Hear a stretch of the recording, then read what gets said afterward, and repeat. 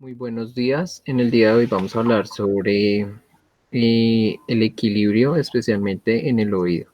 Los integrantes son Sara Giselle Flores, Andrés Mateo Sandoval, Lady Joana Endo y Miguel Ángel Carrillo. A continuación vamos a presentar una breve introducción acerca de el oído y el equilibrio. Los oídos del ser humano, además de detectar sonidos, también intervienen en la conservación del equilibrio corporal. En esta zona existen receptores que se dividen en dos modalidades sensitivas, las cuales son audición y equilibrio. Además, podemos ver que en este caso los conductos semicirculares, el utrículo y el sacro del oído interno intervienen en el equilibrio. Para los casos de audición y equilibrio, existen unos receptores, los cuales son los mismos para los dos casos. Estos receptores se llaman las células ciliares. En dichos órganos específicos para el equilibrio, en el caso del conducto semicircular podemos encontrar tres receptores de células ciliares, uno en el utrículo y uno más en el sáculo y por último uno en la cóclea. Sin embargo, los receptores presentes en los conductos semicirculares detectan la aceleración angular. Los receptores que se encuentran en el utrículo perciben la aceleración lineal en la dirección horizontal y los receptores en el sáculo detectan la aceleración lineal en la dirección vertical, como se aprecia en la imagen. A continuación hablaremos principalmente sobre el conducto vestibular. El conducto vestibular es una cavidad situada en la región media del oído interno, la cual tiene una forma oval y se encuentra situada entre la cóclea y los canales semicirculantes. Un estrechamiento, existe un estrechamiento que se divide en dos partes cercanas al vestíbulo, que son el sáculo y el utrículo. Ambos disponen de regiones sensibles llamadas máculas otolíticas que están dispuestas perpendicularmente entre sí y contienen células ciliadas que anteriormente se dijo que son los receptores encargados del equilibrio, los cuales tienen la función de detectar las aceleraciones o desaceleraciones lineales que se producen en cualquiera de los tres planos del espacio, que son dependientes de las partes semicirculares, utrículo y sáculo. Bueno, pues les voy a hablar un poco sobre los conductos semicirculares y cómo estos afectan en el equilibrio. Primero que todo vamos a dar un pequeño concepto de qué son los tubos semicirculares y cómo pues estos se presentan en el equilibrio. Estos tubos semicirculares son pequeñas cavidades que se encuentran en el oído interno que están compuestos principalmente de hueso y un líquido interior que se llama endolinfa. Esta pues va a permitir, digamos, estos conductos permiten especialmente el equilibrio dinámico, lo que quiere decir que está un equilibrio en movimiento, si se puede decir así. Estos pues presentan 6 milímetros de diámetro y pues también permiten la aceleración angular, que es el movimiento de la cabeza en diferentes ángulos. Vamos a presentar que, digamos, la endolinfa va a tener grandes concentraciones del ion potasio, lo cual pues ya explicaremos más adelante qué función tiene, digamos, estos iones potasio, ¿no?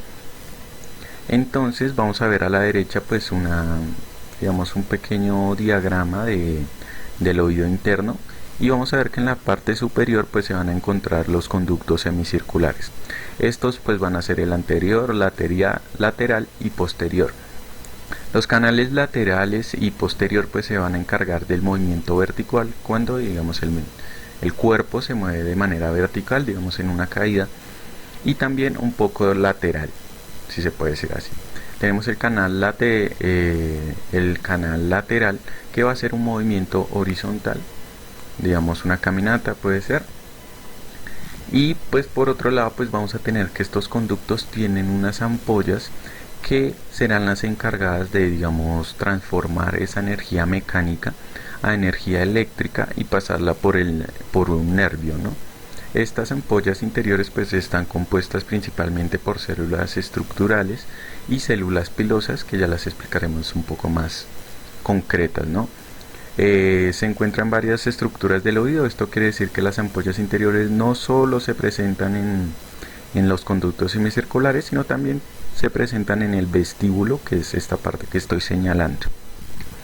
Están compuestas, ya les había dicho, están compuestas por células de soporte y sensoriales. Vamos a ver que pues las células sensitivas que se encuentran en el oído pues son células ciliadas.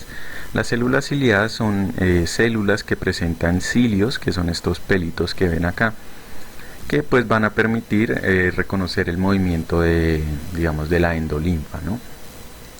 Esta es la ampolla, la que ya les había dicho anteriormente, está compuesta por una cúpula que rodea a las células ciliadas, que tienen los cilios, y pues también tienen unas células estructurales que son las células fusiformes. Las células fusiformes se caracterizan por, digamos, ser bastante alargadas y pues más cortas, ¿no? Pues vamos a ver que vamos a explicar un poco cómo es el movimiento de cargas pues en el oído, ¿no? Entonces vamos a ver que, digamos, al presentar la endolinfa una carga, especialmente de los iones potasio, pues al moverse, pues este movimiento de cargas produce un ingreso de las mismas cargas del potasio que van a permitir activar unos canales para su posterior salida, ¿no? Al realizar este movimiento, pues también activa canales de calcio, los cuales van a ingresar y van a actuar para generar una sinapsis con el nervio, ¿no? Entonces, algo, digamos, a resaltar es que esta carga tiene que llegar a unos menos 20 milivoltios para que se pueda hacer una reacción, digamos, una reacción de movimiento, ¿no? De movimiento. Entonces tiene que superar esos menos 20 milivoltios para poder generar una reacción relativamente fuerte, si se puede decir así. Cuando estamos en reposo, pues vamos a tener que solo se va a presentar un movimiento de cargas del ion potasio, ¿no? Entonces este movimiento de carga solo causa una pequeña variación de, digamos, de los voltios que se encuentran al interior de la celda, que van a ser entre los menos 60 milivoltios. Ya cuando se presenta, digamos, una afección digamos, en estos receptores y se ven inhibida la entrada del potasio, pues vamos a ver que, digamos, las concentraciones de milivoltios negativos, de cargas negativas en el interior de la célula, pues van a ser relativamente altas. Entonces van a estar entre los menos 100 milivoltios, ¿no? Entonces, como ya les había dicho, las células ciliadas son las encargadas de detectar el movimiento de cargas en la endolinfa. Están conectadas a neuronas que componen el nervio vesicular, que ya lo explicarán más adelante. Y este intercambio de iones pues permite identificar la posición del cuerpo, cómo se encuentra esta y cómo el cuerpo, digamos, se ve en un espacio. Y como no, pues las células de sostén, células fusiformes. Entonces vamos a ver un diagrama un poco más, digamos, didáctico, si se puede decir así, un poco más avanzado, de cómo se ven estas células y cómo se ve la ampolla en general, que es pues la encargada del equilibrio. Algo, digamos, a resaltar es que, digamos, vamos a tener un ejemplo, digamos, ya a nivel general, que será el mareo cuando comenzamos a girar en nuestro propio eje. ¿Qué pasa aquí? Que cuando comenzamos a girar, se comienza a mover esta endolinfa, este líquido, pues en los conductos, ¿no? Entonces al moverse, pues uno al detenerse, pues nuestro cuerpo no se va a detener, digamos, todo nuestro cuerpo no se detiene al mismo tiempo, sino que va a tomar unas partes de nuestro cuerpo que, digamos, van a seguir en movimiento. Entre estas pues va a ser la endolinfa. Esta pues al seguir moviéndose pues sigue enviando señales eléctricas al nervio y pues va a producir un mareo, digamos, y movimientos digamos, de falsa, y por eso causa, digamos, ese mareo que causa esa rotación, ¿no? Vamos a tener que en algunas enfermedades pues va a causar anomalías pues en el sistema vestibular.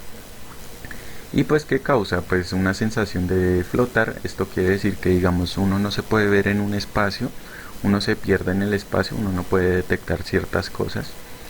Y por otro lado pues vamos a tener ese movimiento de falso movimiento, entonces pues nos va a causar un mareo en sí.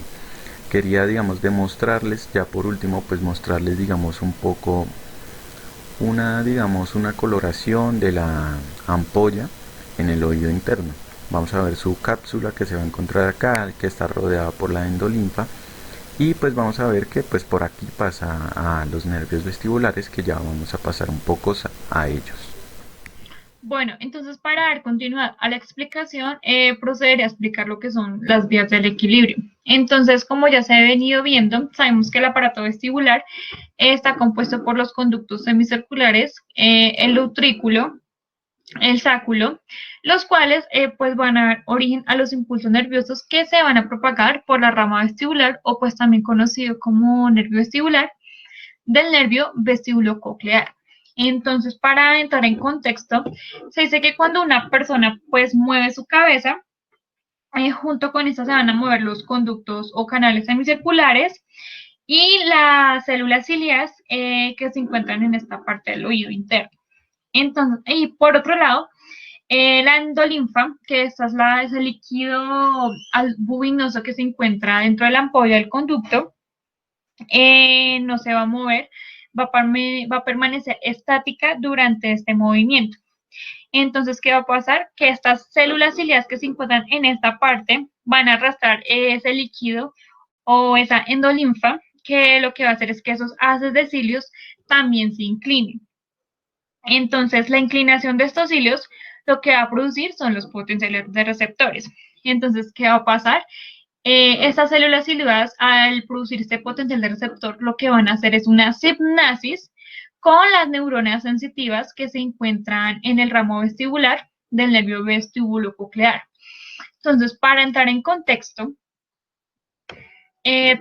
proporciono esta imagen en el cual pues acá encontramos la imagen anterior donde se encuentran los conductos semicirculares y pues sus respectivas acá las ampollas.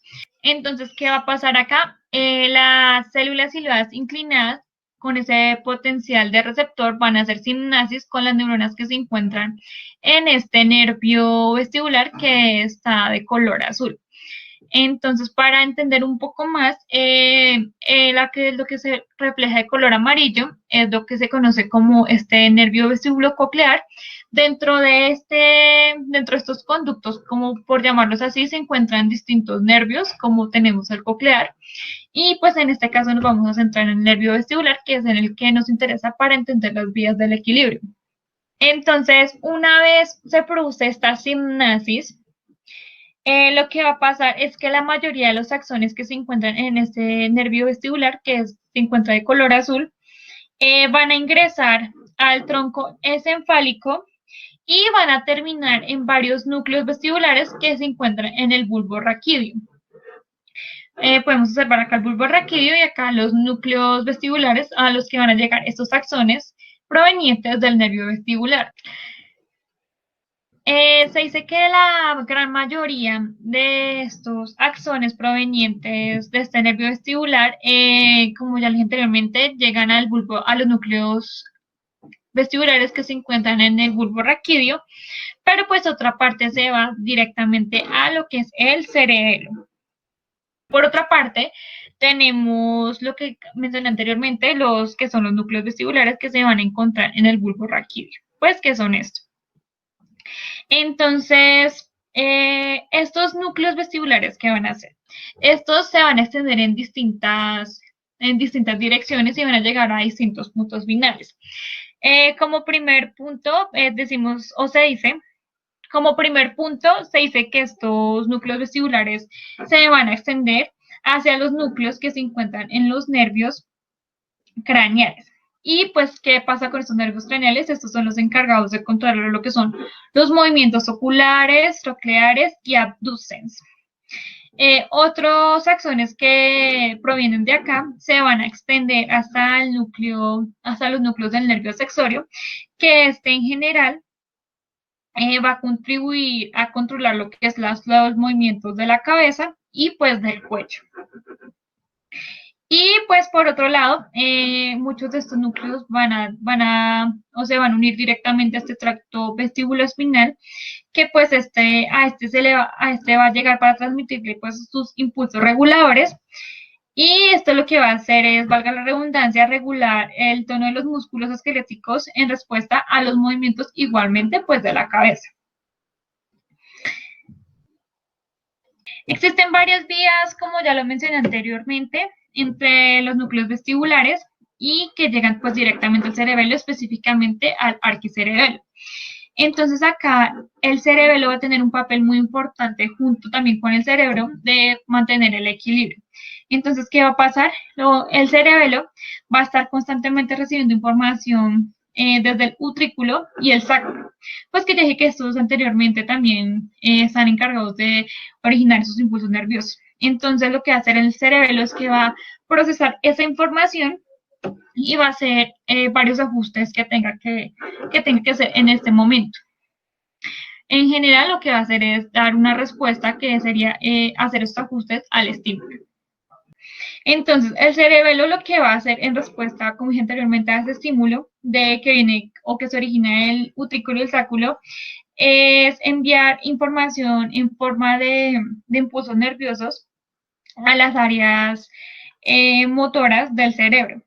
Y esto es lo que esta respuesta, ese estímulo, esta respuesta que se origina, va a permitir o dar como una especie de retroalimentación, la cual va a permitir un ajuste de señales que envía la corteza motora a los músculos esqueléticos específicos, que pues estos son los que van a mantener el equilibrio total. Bueno, el cerebelo ocupa el 10% del volumen del cerebro y contiene el 50% del número total de neuronas. Este también es el centro encargado de la regulación motora y coordina el equilibrio y la postura.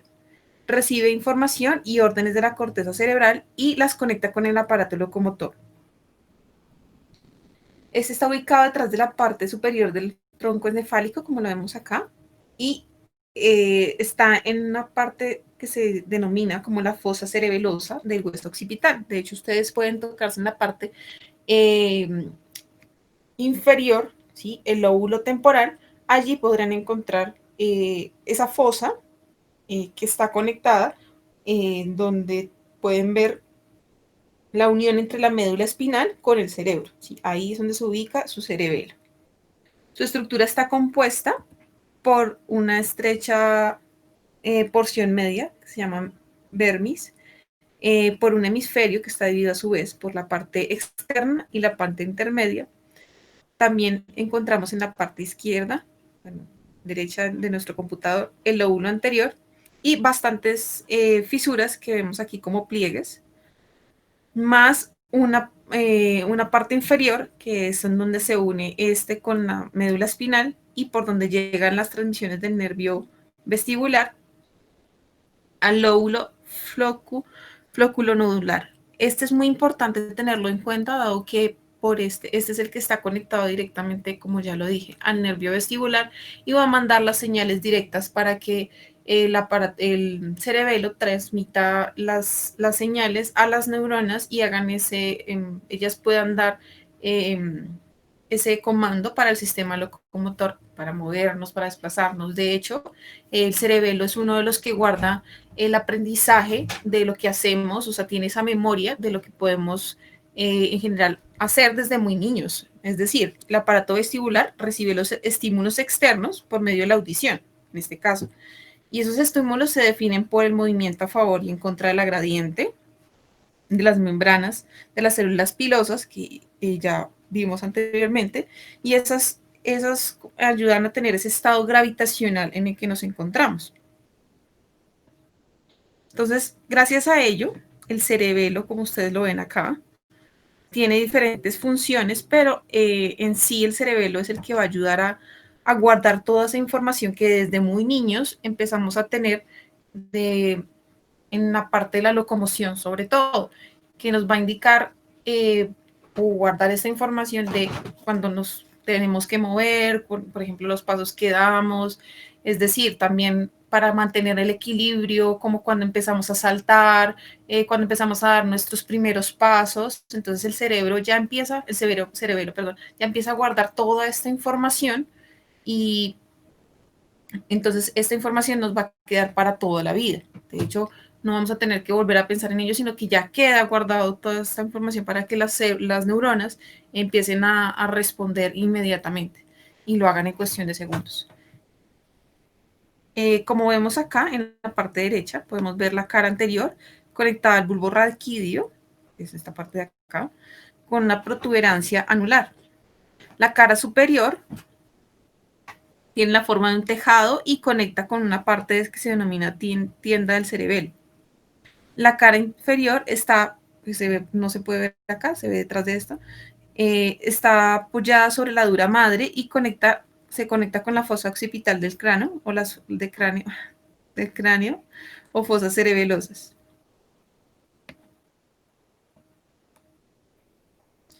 Bueno, el sentido del equilibrio y su importancia. Realmente nosotros estas cosas no las tenemos muy en cuenta, pero el sentido del equilibrio pues, es uno de los más importantes, dado que pues, es gracias a él que podemos mantener la postura y con el que podemos desplazarnos. Es de hecho el que nos ayuda a tener una memoria espacial.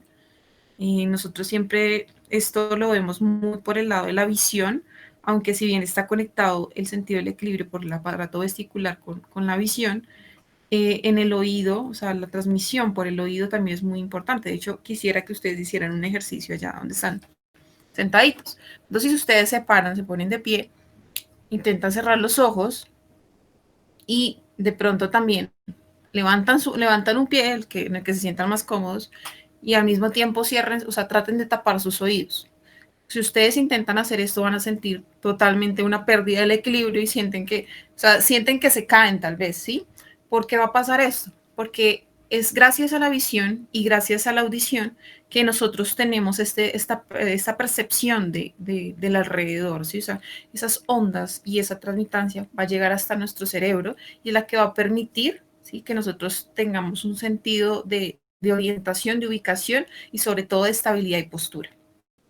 Entonces, en su interior, la endolinfa se mueve cada vez que movemos la cabeza, siguiendo las leyes físicas de cualquier líquido, y provoca el movimiento de unos pelitos que mandan señales al cerebro.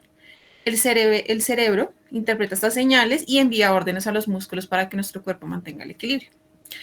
Hay unos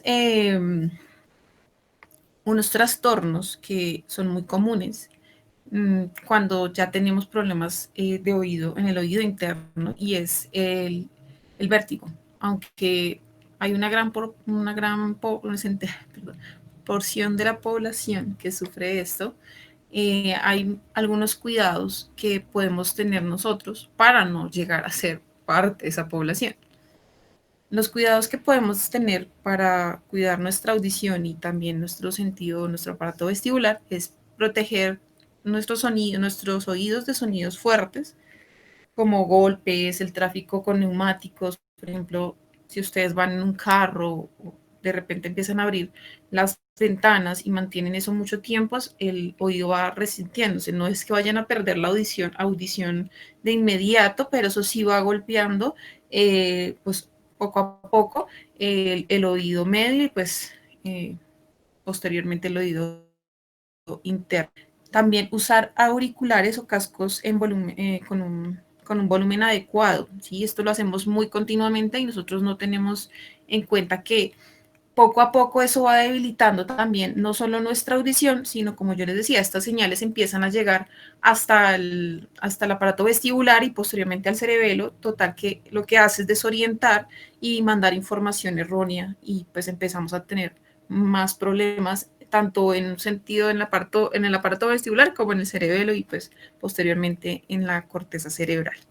También es importante que mantengamos nuestros oídos limpios, lavados y secarlos durante, pues, en el momento del aseo personal, pero tener mucho cuidado con tratar de utilizar estos cerillos, perdón, los que ayudan a limpiar el cerumen, porque cuando hacemos eso y lo hacemos de una manera muy brusca, podemos lastimar alguno de los órganos del oído medio o del oído, pues el interno no creo, sería un accidente muy grande, pero por lo menos esa parte.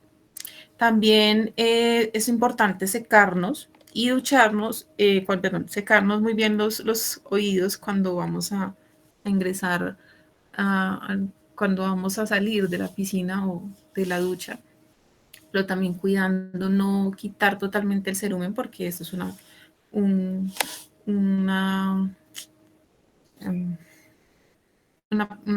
sustancia que nos protege mucho el oído. También limitar mucho el tiempo en ambientes o espacios ruidosos. No aplicar gotas o remedios caseros en el oído sin la previa consulta de un especialista. Evitar lo que yo les dije ya, introducir cosas extrañas. Sumergirse con mucho cuidado en las aguas profundas porque la presión puede hacer que, pues, que nuestro tímpano se estalle, primero que todo. Y segundo, también vamos creando problemas de otitis y consecutivo a ello, pues ya podemos entrar a golpear nuevamente nuestro aparato vestibular y crear problemas de vértigo de paso. Otra cosita más, el último tip sería como respirar profundamente cuando realicemos contracciones musculares, si bien a veces no hacemos ese previo calentamiento o antes de hacer entrenamiento, es importante que lo hagamos. Y también cuando lo estemos haciendo, estamos realizando un deporte de alto rendimiento, es importante que también hagamos esta respiración consciente para que no hagamos presión sobre nuestros oídos y tal vez también pues de paso ocasionemos pues también a largo tiempo un problema de vértigo. Bueno, muchas gracias por su atención y recordemos no girar muy brusco la cabeza y bajar un poco el volumen de tu dispositivo. Gracias.